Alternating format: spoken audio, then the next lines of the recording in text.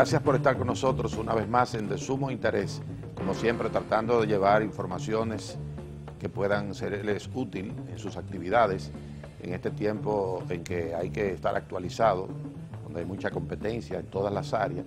Bueno, pues usted debe estar bien informado para que tome las decisiones adecuadas. Esta semana vamos a conversar con Fénix Pérez. Ella es coach, retos para avanzar, a propósito del tema de la resistencia a los cambios, algo que es, si se quiere, común a todas las áreas. Normalmente usted se quiere sentir cómodo, su zona de confort, donde encuentre eso, confort, poca resistencia a lo que usted hace, acostumbrarse a lo seguro, todas esas cosas que al final son en cierta medida una contribución a la estabilidad. Pero esas cosas tienen sus retos y hay que estar permanentemente actualizándose. De esas cosas vamos a hablar con Fénix en el desarrollo del programa. Y también al final, en nuestro invitado internacional, tenemos a Rubén Criado, a hablar de generación, sociedad y responsabilidad. Nos vamos a la pausa y de inmediato venimos con Fénix Pérez, quien nos habla sobre los retos para avanzar. No se vayan.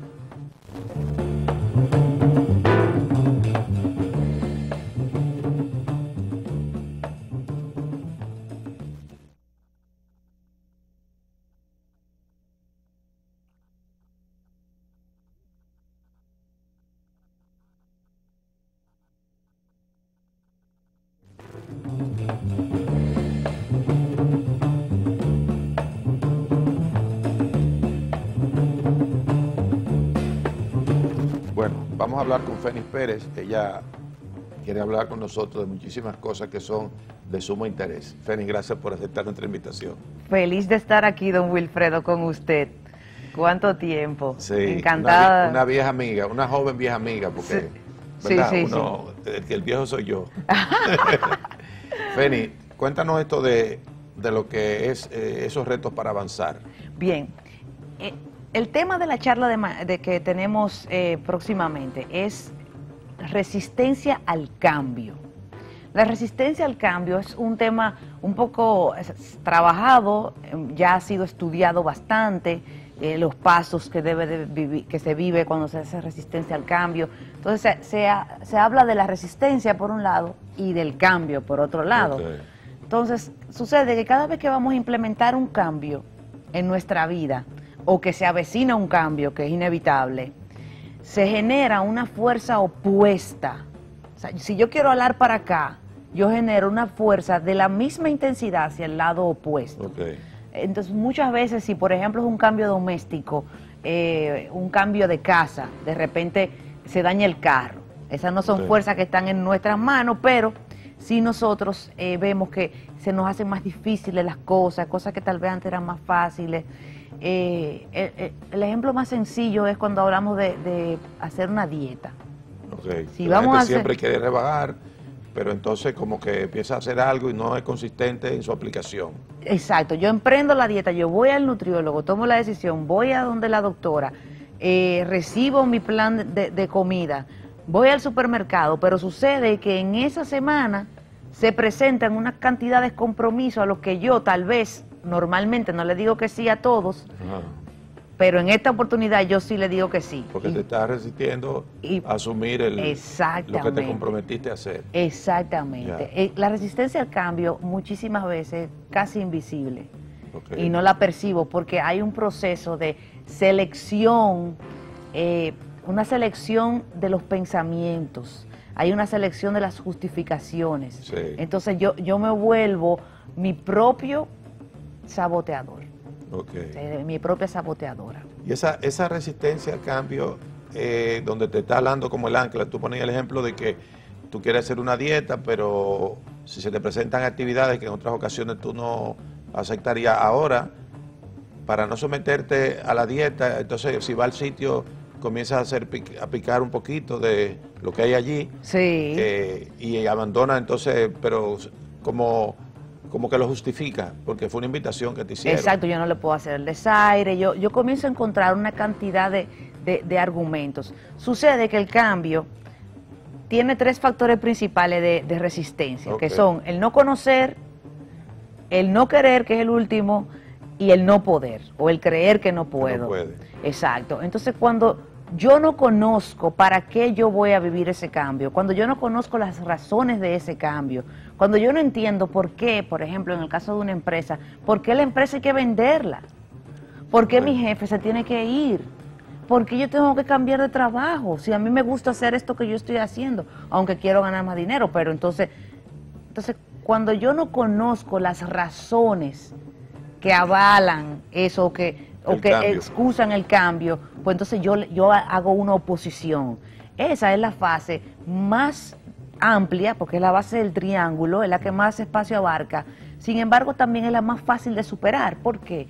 Porque cuando me nutro del conocimiento necesario, o si en una organización, cuando me informan de lo que yo requiero saber, para yo poder aceptar el cambio más fácilmente, entonces yo puedo hacer mejor el proceso de adaptación.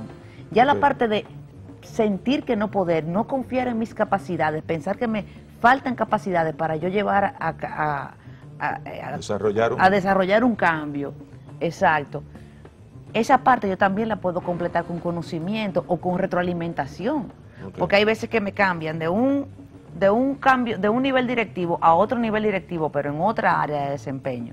Entonces yo entiendo, no, yo no quiero ese cambio, porque que te puede beneficiar, pero tú tienes el miedo, ¿no? Exacto, de pensar que no puedo. Sin embargo, si la institución me está moviendo del lugar, es porque considera que yo tengo las competencias. Asimismo, en la vida cotidiana, cuando va a pasar un suceso de cualquier tipo, yo simplemente tengo que buscar quien me diga que yo puedo hacerlo. Que me refuerce, que yo reciba una retroalimentación y un feedback. Por eso es que es tan bueno el acompañamiento de un coach, porque yo recibo esa retroalimentación concienzuda, no es que se van a inventar que yo puedo, que realmente me van a poder demostrar que yo puedo. Y además normalmente es ficticia esa sensación de no poder. Y la otra, que es la más honesta, la más pequeña, pero es la más rocosa, es la del no querer. Simplemente no queremos cambiar muchas veces, porque eso nos cambia el status quo. Nos quita, o sea, nos amenaza nuestro estatus, ya sea cualquier cambio, o económico, o alimenticio, o moral. O sea, conozco personas que a la hora de divorciarse de alguien, lo que piensan es, ay, voy a ser la divorciada del grupo. Le tiene miedo al estigma que puede significar el decir, y además va a salir del área segura, conflictiva pero segura, para algo que puede ser mejor pero desconocido. Exactamente, solo estamos dispuestos a cambiar, por lo general, cuando estamos hartos de estar hartos. Eso es importante. Sí, cuando ya no hay remedio, entonces es que aceptamos que sí. Incluso el proceso de cambio tiene varias etapas muy interesantes. Esto es como de los 80 para acá que se estableció ese sistema. Entonces, mira qué gracioso. Primero la etapa de precontemplación. Sí, yo precontemplo que sí, que por ejemplo fumar, yo no quiero dejar de fumar. Hay gente que deja de fumar, no me interesa. Que hace daño, no sé, no conozco, no me interesa. Entonces luego la contemplación, que ya sería el proceso de, muy bien, es cierto, yo pudiera dejar de fumar, pudiera ser una buena meta, saludable, ya sabemos que hace daño, entonces ya luego está la determinación. Incluso hay tablas que hacen una predeterminación. Entonces en la determinación pues ya comienza un plan, ya hay un nivel de conciencia, porque hay que llegar a un nivel de conciencia para poder hacer los cambios. Entonces ya a partir de ahí pues se hace la planeación, ya tengo la determinación, comienzo a tomar pequeñas acciones hasta que ya se habla de una acción concreta, un cambio de hábito concreto en cuanto a un cambio específico. Ya, todo esto que tú explicas de todas estas técnicas, ¿dónde tienen el campo de aplicación de una empresa, por ejemplo?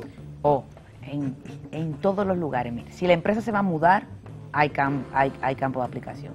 Si la empresa va a cambiar administrativamente de socios, si se va a ser vendida o adquirida, si va a haber un cambio en los procesos de la empresa, eso asusta mucho a los empleados, porque cuando hay un cambio en los procesos, que se dice, bueno, vamos a implementar, que vamos a computarizar esta parte del proceso y la otra parte, entonces vamos a remover aquí, vamos a remover allá, y vamos a reducir el tiempo de respuesta, vamos a incrementar la cantidad de productos. Entonces todo eso implica un proceso de cambio. ¿Y cuál es el tema? En la parte dura del cambio no hay ningún problema, porque son la planta física, las máquinas, el personal es donde se complica, okay, porque el personal es el único que tiene emociones. Sí, claro. Ya así cuando yo voy, por ejemplo, a instalar una máquina nueva en un lugar con unos requisitos, eso toma 145 días o 45 días, eso se va a hacer con este plan, hay un tiempo estimado para imprevistos, etcétera, y se hace la planeación y es más fácil de poner en práctica. Pero con el tema del personal, ahí es que se da la resistencia. Ahí es donde se suele dar la resistencia más severa, okay, porque entran los temores del ser humano en juego. Una persona que tiene 30 años siendo contadora, claro, y usted le dice que este es el nuevo programa de contabilidad que la Dirección de Impuestos acepta, ella se va a sentir amenazada. Sí, siente inseguridad, a menos que no reciba un entrenamiento que le dé seguridad de los cambios que se están produciendo. El conocimiento, y sin embargo, aún con el entrenamiento, va a sentir ese temor y se va a resistir. Claro. Ya. Para la implementación de esos procesos en una empresa, bueno, pues se requiere previamente de una investigación que diga, claro, bueno, a partir de ahí podemos hacer el ejercicio y en tal tiempo vamos a implementarlo. Pero esas cositas que te estoy preguntando, después de la pausa, vamos a ver el desarrollo de estos temas. En el programa de hoy, pues estamos hablando con Fénix Pérez, ella es coach y está tratando los retos para avanzar. No se vayan.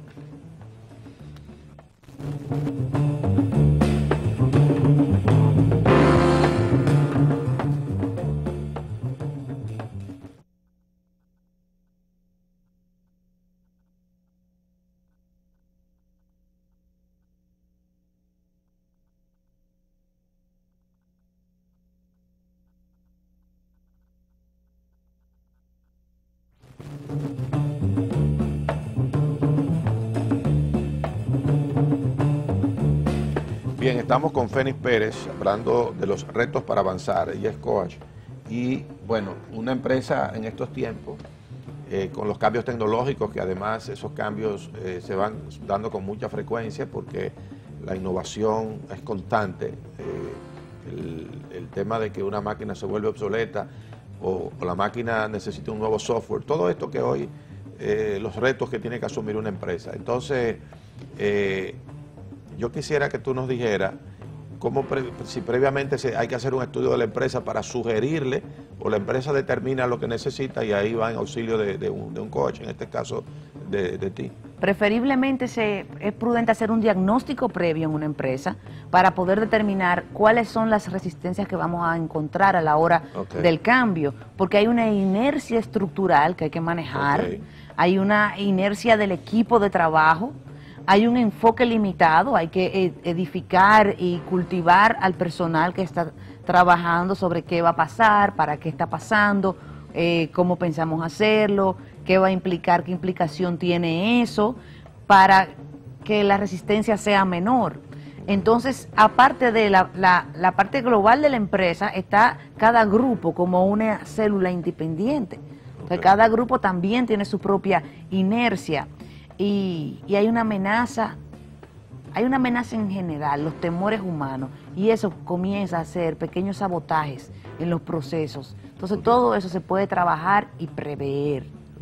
Y crear alternativas para irlo sustituyendo, ¿no? O introduciendo los nuevos elementos. Introduciendo los nuevos elementos, incluso por ejemplo, en una organización generar un proceso de cambio positivo, que sea suave, o lo más suave posible, es importante crear un espacio, no de queja, pero sí crear un espacio donde todos puedan expresar sus temores en pequeños grupos. Bueno, a mí de verdad que me tiene en pánico que me vayan a mover del lugar porque yo tengo 20 años aquí, yo no me imagino buscando otro empleo. Entonces hay que generar esos espacios, porque una vez yo hablo de eso. Eso pierde esa fuerza. Yo recibo retroalimentación que me calma. Hay un ejercicio que a mí me encanta, que es cuál es el peor escenario. Okay. Normalmente cuando pensamos cuál es el peor escenario, nunca es tan peor, nunca es tan malo. Okay. Entonces, voy viendo alternativas en un espacio casi terapéutico de desahogo. Entonces, eso hay que generarlo para que el proceso se pueda dar limpio. Ya. ¿Qué experiencia tú tienes hoy sobre esas búsquedas de nuevas tecnologías, búsqueda de modernización y al mismo tiempo el cambio? Es decir, el liderazgo de una empresa que decide que, bueno, tiene competencia y tiene que avanzar en actualizarse sobre lo que es su equipo, por ejemplo, de asistencia tecnológica. Allí el papel que cumple una asesoría, ¿no?, de ese tipo es vital. Sí, porque claro. si no, bueno, ellos tendrían que entrenarse todos previamente y luego entonces buscar ayuda. O sea, ¿cómo se da ese...? Lo ideal es trabajar con un asesor externo, que no sea juez y parte, sino que esté por fuera, porque una de las herramientas principales que se debe tener en un proceso de cambio sano es tener un líder, tener identificado claramente el líder. Claro. A veces ese líder no quiere ser el líder de ese proceso, muchas veces porque ni siquiera está de acuerdo con lo que va a pasar. Entonces eso, alguien de adentro no se lo va a poder decir. Ya. Y posiblemente el líder natural que haya o el líder impuesto que esté ahí no se esté dando cuenta de cuál es su rol frente a los demás. Y es un rol de confianza. Entonces, por lo tanto, es mejor, es preferible, y es lo que se tiende, es la tendencia del mercado, tener un asesor externo, tener una empresa externa que le haga el servicio de diagnóstico, las sugerencias del lugar y que pueda llevar a cabo el plan de forma externa, de manera que se da, o sea, también previene las crisis.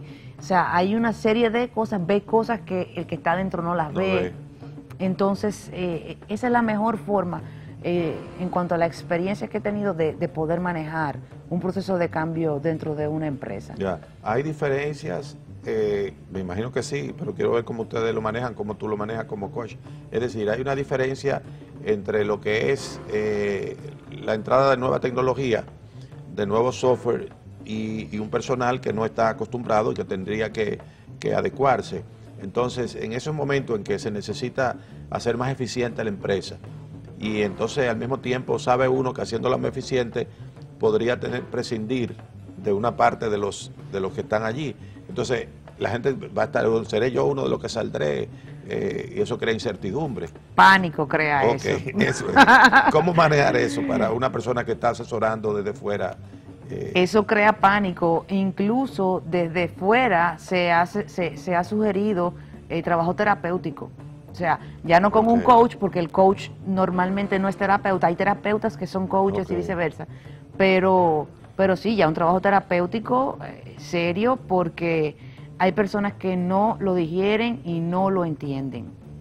Y no se les hace fácil. Después de 32 años en una empresa, por más bien pensionada que esté, o después de 10 años en una empresa, madre de 3 hijos, soltera, por mejor que la vayan a liquidar, le crea incertidumbre. Le crea incertidumbre. ¿Cómo me va a recibir el mercado? ¿Qué va a pasar conmigo? Entonces ahí sí entra un coach. Espera, vamos a acompañarte en ese proceso que tú vas a vivir ahora, que es un proceso que simple y únicamente te va a llevar a un lugar mejor. Sí, eso es cuando no es despedido, sino que lo integran al sistema, que es prepararlo para los nuevos cambios, ¿no? O si lo despiden. Ah, bueno. Usted ya es un señor que ha vivido. Sí. Usted sabe que todos los cambios son para bien. Sí, claro. Suena teórico y romántico, pero todos los cambios son para bien. Sí. Entonces a veces hay decisiones que yo no tomo por mí misma y el otro sí la toma por mí.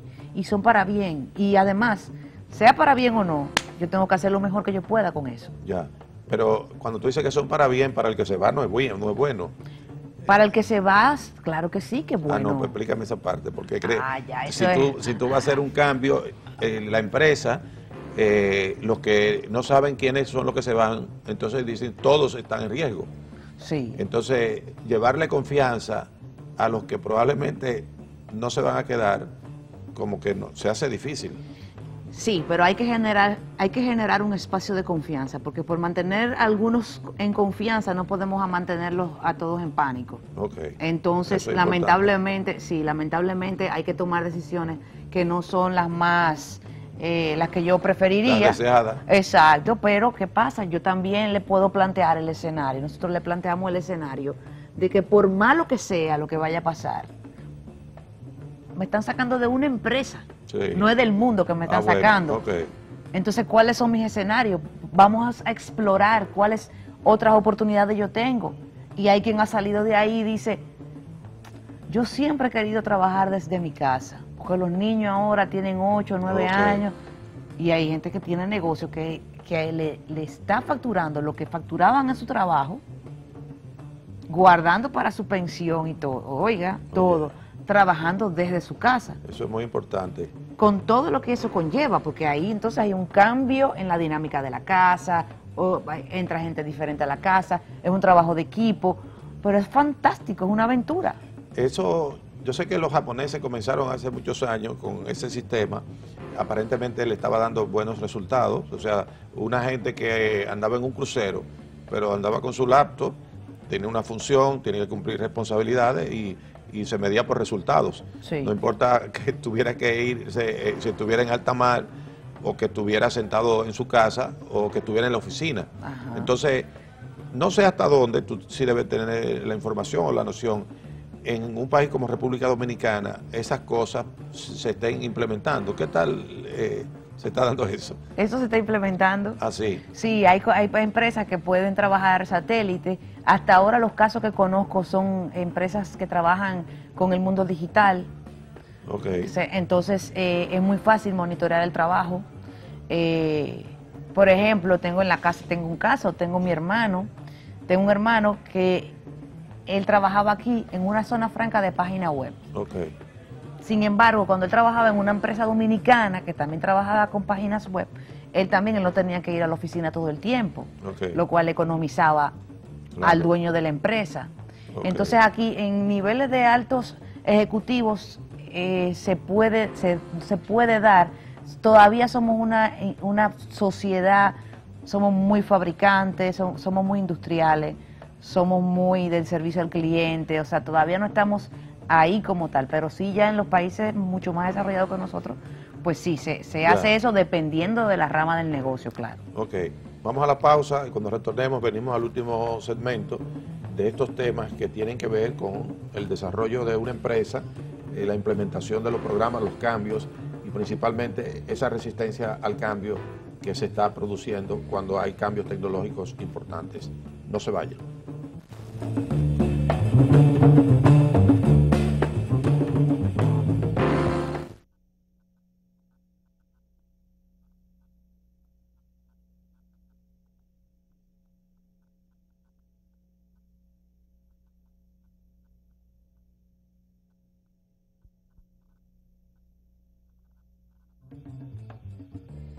El brócoli es una crucífera que ha sido reconocida por la comunidad científica por tener acción preventiva sobre el cáncer de colon. Además de esto, también aporta cantidades significativas de hierro. El brócoli ha llamado la atención más que cualquier otra hortaliza en el mundo científico. El consumo de brócoli actúa en la prevención de enfermedades. En el ámbito de la nutrición, el brócoli se destaca en la prevención de la anemia por su alto contenido de hierro. Proporciona además fitonutrientes y varias vitaminas y minerales, incluyendo las vitaminas C y E, además de calcio.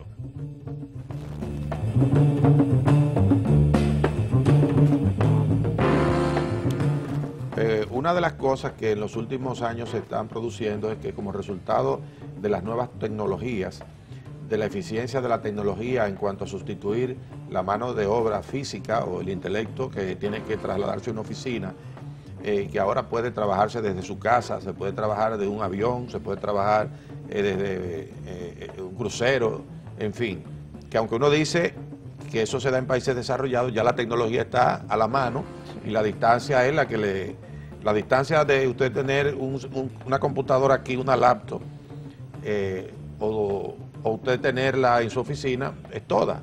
Entonces, en República Dominicana, por ejemplo, que se han dado fusiones importantes de grandes empresas, buscando ahorrar, porque cuando usted hace fusiones, usted dice, bueno, yo no necesito dos encargados de recursos humanos, con uno solo tengo, con un departamento, en fin, y se van produciendo entonces esos cambios de gente que tiene que salir y entran las máquinas a sustituirlo, la tecnología. ¿Tú tienes alguna experiencia o conoces de cómo esas cosas se han dado o se pueden dar en República Dominicana? Bueno, desde recursos humanos conozco varios casos de empleados de empresas que se han fusionado recientemente. Ah, sí.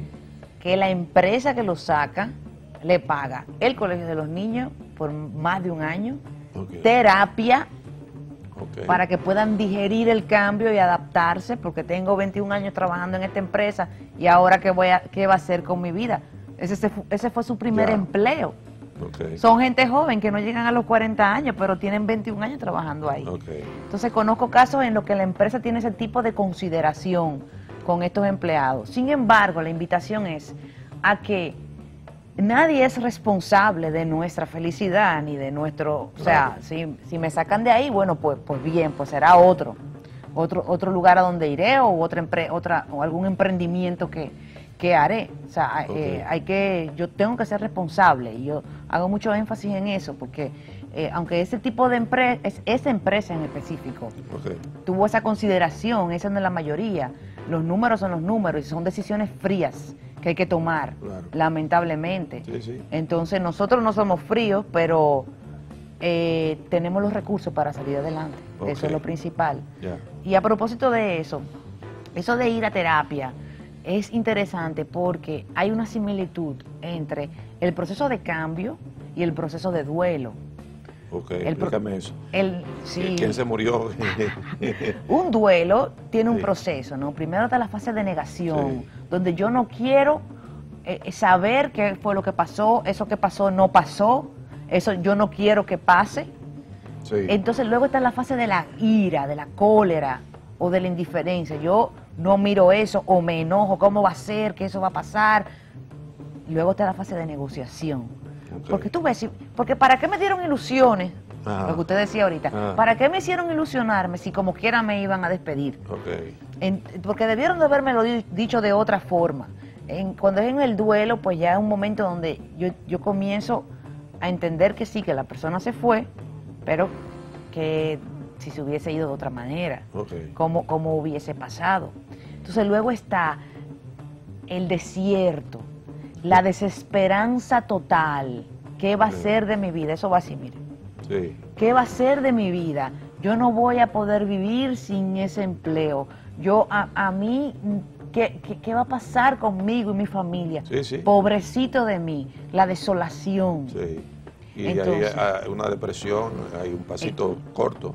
Sí, hay que ser vigilante, honesto con ese proceso y vigilante al mismo tiempo. Y entonces luego pasamos a la parte de aceptar la situación. Y una vez la acepto, ya comienzo a crecer. Inmediatamente. Son procesos fundamentalmente psicológicos. Claro. Y entonces el papel de una empresa que da esa asesoría, ¿no? O de una persona que esté entrenada en esto, ¿va hacia el trabajo con la administración o va hacia el trabajo directo con autorización de la administración, con ese personal que pudiera ser potencialmente despedido? ¿Cómo se maneja eso? Bueno, eso, recursos humanos es quien suele ocuparse de eso. También hay una parte gerencial, los gerentes de alto mando suelen decir, mira, fulano creo que necesita un coach, o ya la presidencia le dice, mira, al vicepresidente hay que ponerle un coach porque el rendimiento le está bajando, su esposa se fue de la casa y no quiero que le baje el rendimiento porque vamos a cerrar unos negocios. Entonces en esos momentos se requiere un coach. ¿Por qué? Porque el coach es un acompañante.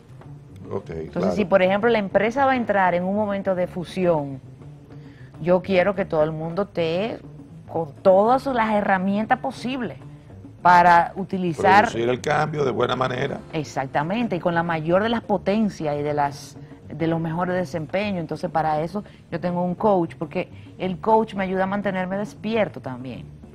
A no dormirme en los laureles, a mantener el foco, me aleja, me acerca. Son procesos complejos con mucho riesgo, porque ¿qué pasa?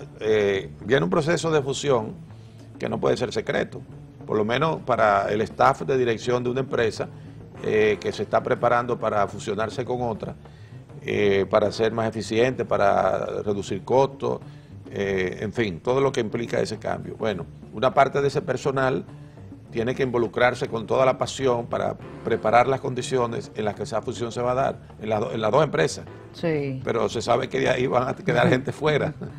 Entonces es difícil que esa gente trabaje con entusiasmo, lo que podría ser al final su exclusión de la empresa. En ese momento y en esa situación, el papel del coach es fundamental. Sí, es un acompañante que va a apelar a los valores y los principios y va a llenar de recursos al coachee, al cliente, lo va a llenar de recursos y de convencimiento de que está pasando por esa situación, que el resultado puede ser X, no está en sus manos, pero que el desempeño en esa situación ha de ser excelente y luego el resultado va a ser excelente también, así sea el despido. Porque el despido con una carta de recomendación, el despido con un abrazo, el despido con una conciencia de que yo hice un trabajo impecable, no es el mismo despido cuando yo estoy en un estado de mediocridad. Correcto. O sea que esa persona debe sentir confianza de que lo que ha aprendido y además esa forma de despedir lo que tú dices, que también debe incluir un paquete, o lo incluye, ¿no? Sí, está la ley, pero además están las gratificaciones particulares que tiene una empresa para gente que quizás eventualmente lo necesita. Claro, pero y lo más importante es, como le llaman, el sueldo moral. Es ese reconocimiento, esa palmada en la espalda, eso empodera. Esa es la diferencia entre yo salir al mundo a decir, yo voy a conseguir aquel trabajo, ese es el que quiero. A yo decir, bueno, yo cojo lo que sea. Sí. O sea, son actitudes diferentes. Sí, obviamente. Y cuando usted lo sabe, cuando yo salgo con esta actitud, el mundo es mío. Claro, pero hay que ser consciente de que van a haber momentos de baja, de ánimo, van a haber momentos de baja, van a haber momentos de alta. O sea, mientras yo mejor me empapo de cómo vivir el proceso, más fácil se me va a hacer, más fácil y más rápido va a pasar. ¿Qué tanto con tu experiencia, que aunque ha tenido mucha, eres una persona joven, qué tanto ha ido la sociedad dominicana a nivel empresarial asimilando lo que es tener como asistente un equipo de personas externas, o una o dos, o una empresa, que lo ayude en lo que significa la implementación, no solo de la posibilidad de una exclusión, sino en el funcionamiento cotidiano de una empresa? Bien, no hay corporación que esté aquí, radicada en el país, que no tenga empresas de carácter de asesoría en términos de coaching, de manejo de personal, de motivación, de orden estratégico, etcétera. No hay ni una sola corporación que no tenga ese tipo de apoyo. Ya las medianas empresas, medianas grandes empresas dominicanas también están incorporando. Y he tenido la grata experiencia de ver que pequeñas empresas también se están haciendo eco. Falta mucho, hay mucho hacia dónde crecer. Hay muchas empresas muchos dueños de empresas que no les interesa, que no entienden la necesidad, que no la ven, pero con el tiempo la van a ir viendo, porque facilitamos el proceso. Claro, y hace más eficiente las empresas. Claro, se economiza dinero. Feni, ¿dónde se te puede localizar para que tú puedas encaminar ayudas, apoyo en una empresa? Me pueden llamar, escribirme, fenixperez@fenixperez.com. Ahí me pueden contactar, y las redes sociales, los Twitter, @FenixPérez, en Instagram también. Yo todos los días pongo un post relativo a un tema de la semana. Y el celular, que es el teléfono, o en la oficina, ustedes lo tienen en la oficina o el celular. Sí, pero díselo por ahí que no te vamos a cobrar. 809-535-3330, la oficina, y el celular, se pueden sentir la libertad de llamarme o de escribirme por el WhatsApp, 809-307-6610. Gracias a Fenix Pérez, ella es coach y tiene retos, como dice, los retos para avanzar, y también la resistencia a los cambios, que sin duda es algo importante. No hemos terminado todavía con el programa, ustedes lo saben, vamos a unos comerciales y después tenemos como invitado internacional a Rubén Criado, que habla sobre generación, sociedad y responsabilidad. No se vayan.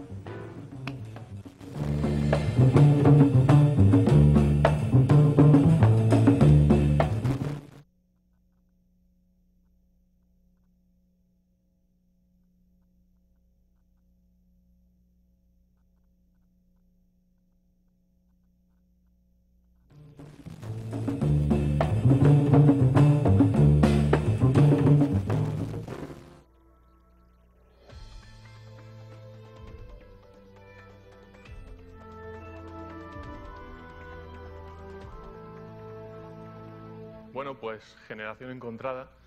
¿Qué es una generación? Pues podemos decir que una generación simplemente es un grupo de personas que hace algo por primera vez, que está intentando hacerse un hueco en la sociedad.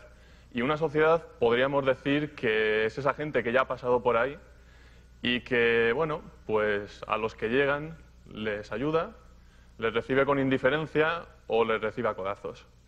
Es algo que siempre ha pasado y siempre pasará, es inevitable, pero a lo mejor podemos reflexionar un poco sobre cómo es esta relación, cómo unos exigen responsabilidades, otros asumen y viceversa, y cómo de alguna forma se puede intentar sacar lo mejor de esta relación para futuras generaciones. Para eso yo me voy a contar aquí 4 ejemplos de mi vida, 4 momentos en los que he tenido que, bueno, me he enfrentado a cosas que he tenido que hacer por primera vez, decisiones o algo parecido, y donde sí que ha sido especialmente notorio esta relación entre una generación que hace algo por primera vez y cómo te recibe la sociedad que te rodea. Lo primero, el primer ejemplo va a ser cuando eres adolescente y de repente te dicen que tienes que decidir qué hacer con tu vida, con 16 o 18 años.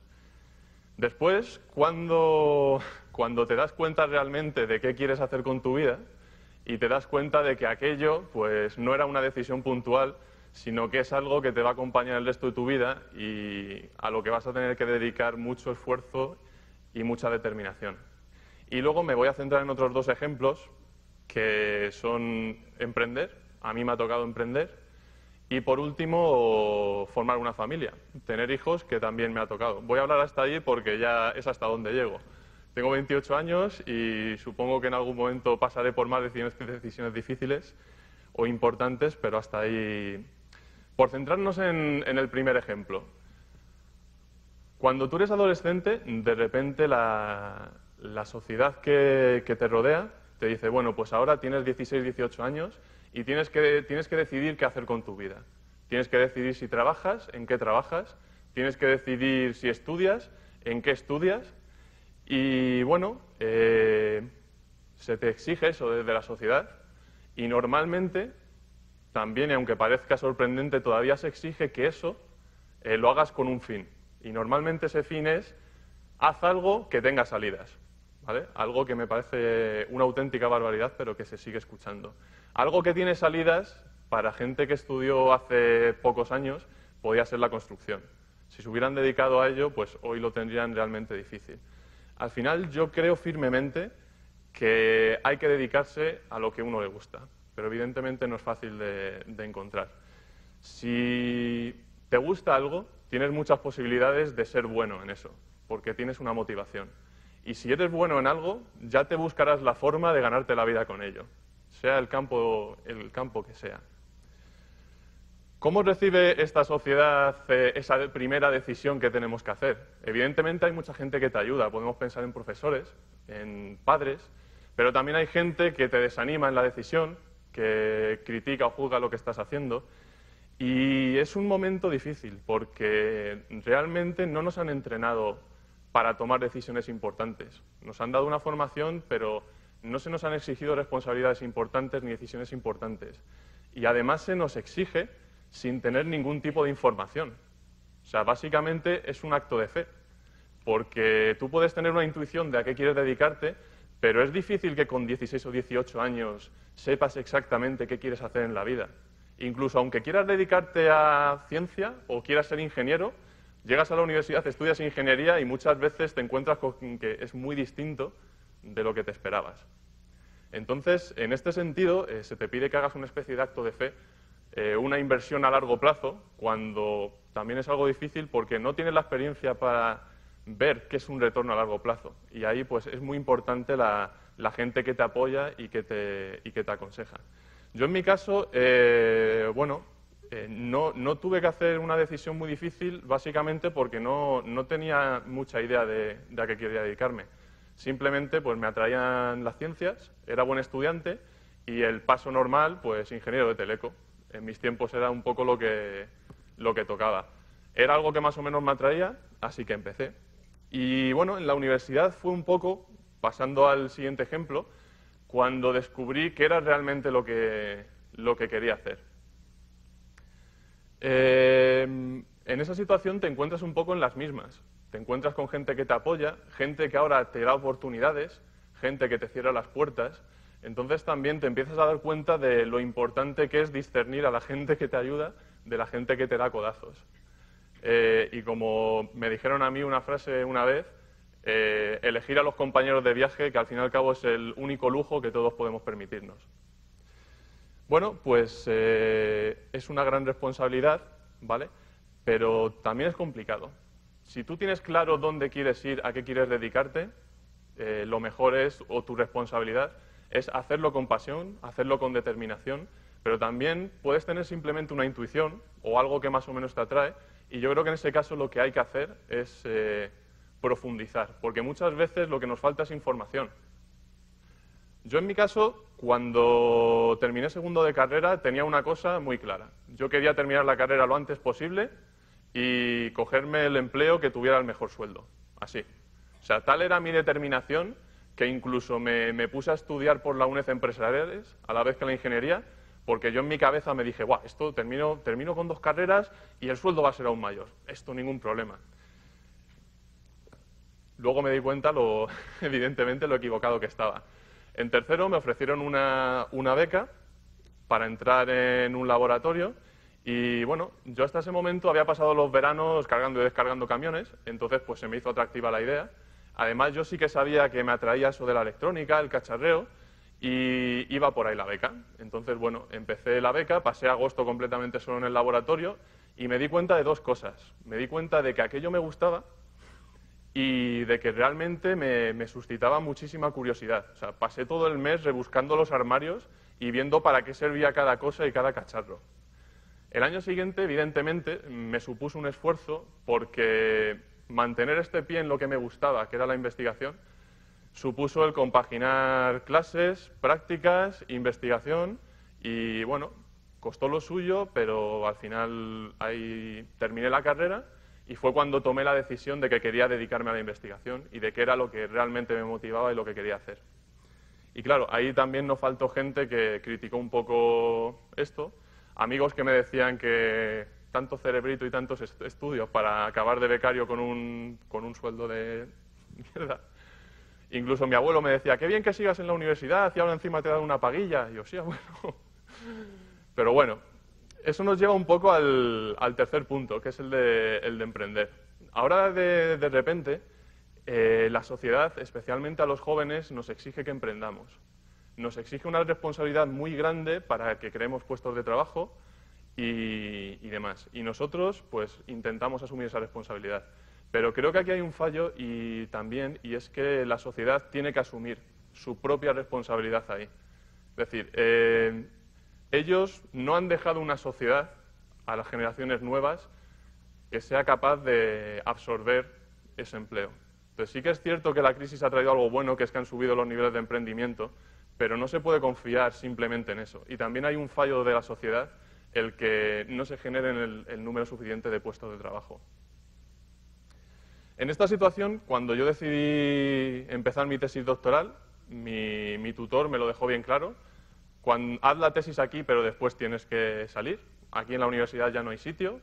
Y aquello no fue muy alentador porque, evidentemente, las salidas laborales de un doctor haciendo investigación en España pues son muy escasas. Pero yo, pues, era lo que me gustaba y no me lo pensé. Al final, la tesis obtuvo unos buenos resultados. Hicimos un cacharro de estos de terahercios que, bueno, tenía la particularidad de que generaba una señal de terahercios más de 1 millón de veces mejor que lo que había en el mercado. Entonces, pues, de repente yo ahí vi la oportunidad que dije, bueno, pues, si no es ahora, a ver cuándo. Y de repente cobró un poco de sentido lo de haber hecho empresariales y tal, cobró sentido. Pero de nuevo aquí te encuentras con gente que te apoya. A mí me costó muchísimo el paso de decidirte a hacer una empresa, pero afortunadamente encontré a gente que, bueno, hay quien les llama Business Angel, pero ellos fueron realmente los que me ayudaron, ¿vale? Al final es muy importante encontrar a gente que te apoye.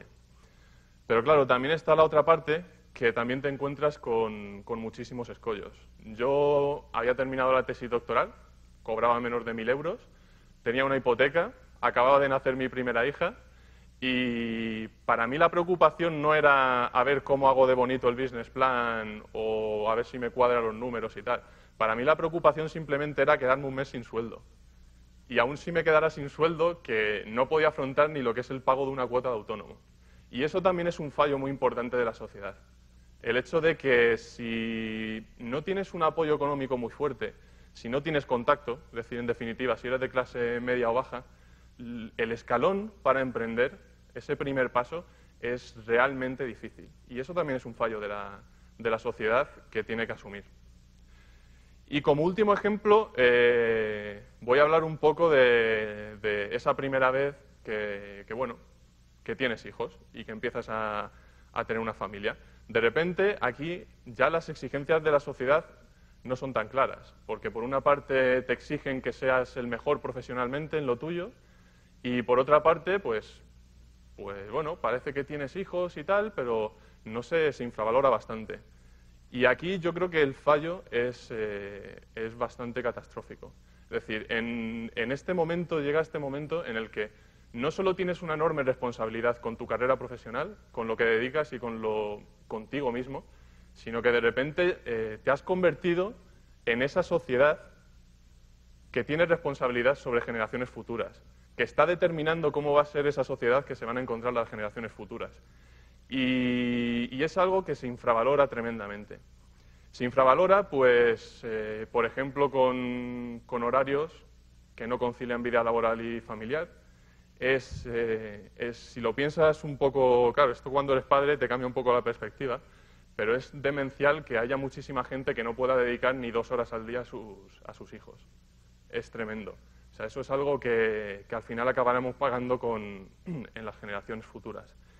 Es tremendo que, por ejemplo, una mujer embarazada o incluso en edad fértil sea un problema para una empresa y que eso no se vea como algo de una generación, algo compartido, sino como un problema que la responsabilidad se infravalora y además se deja solo a unos, que además se les exige a nivel profesional. Entonces, bueno, te das cuenta de que aquí también falla algo y de que realmente tenemos una responsabilidad en este momento muy grande, no solo con nosotros mismos, sino con las nuevas generaciones que vienen. En mi caso, y por hablar un poco de la empresa, bueno, para mí Unito somos una empresa muy joven, tenemos 1 año y medio, 2 años, y fue un verdadero hito el generar puestos de trabajo. El generar 3 puestos de trabajo para 3 doctores, 3 investigadores, para mí fue un enorme motivo de orgullo y de satisfacción. Ya sé que para muchos parecerá muy poco, pero para mí aquello fue realmente un hito. Y bueno, yo en la tesis doctoral echaba 10, 12, 14 horas en la universidad. Y en la empresa dije que eso no iba a pasar. En la empresa se echan 8 horas y os voy a decir una cosa, no he notado menos rendimiento. Es decir, cuando es imposible, totalmente imposible, que una persona trabaje 12, 14 horas todos los días con un buen rendimiento. Es imposible. Es imposible. Y además lo que estás haciendo es eliminarte tiempo para otras facetas de tu vida. O sea, 8 horas con buen rendimiento, por mucho que haya gente que diga por ahí, valen mucho más que 12 horas de presentismo o de calentar la silla, porque al final estás todo el santo día en un trabajo y dices, buah, esto ya lo haré que tengo tiempo, es total, y al final no tienes un buen rendimiento. Eso es parte un poco de la responsabilidad que nos toca. En la medida en que podamos, porque muchas veces no se puede, plantarnos frente a ese sistema establecido e intentar un poquito cambiar las cosas como podamos. En definitiva, a lo largo de las distintas etapas de la vida, pues bueno, se nos exige una serie de responsabilidades que al final no son más que decisiones difíciles, salir de nuestra zona de confort, que es un término de estos de innovación que es con el único que me quedo yo. Es muy difícil salir de la llamada zona de confort, es tremendamente difícil. Cuando alguna vez lo has hecho, miras para atrás y es fácil hablar de ello y es fácil decir, bueno, hacerlo, que no es tan difícil, pero cuando lo haces por primera vez es tremendamente difícil. Hay veces que te encuentras con decisiones muy difíciles y en general en todas estas situaciones suele haber miedo. Suele haber miedo al fracaso, suele haber miedo a equivocarte, pero realmente yo creo que lo que hay que hacer es, en cualquier caso, dar un paso adelante e intentarlo. No hay que pretender hacer grandísimos cambios en la sociedad, pero sí es cierto que si a nivel microscópico, que es tu entorno y la poca gente que tienes alrededor, y día a día intentas hacer las cosas según tus convicciones, eso al final se reflejará a nivel macroscópico. Y bueno, a lo mejor en un futuro pues nunca más se podrá hablar de generación perdida. Y eso es todo. Muchas gracias.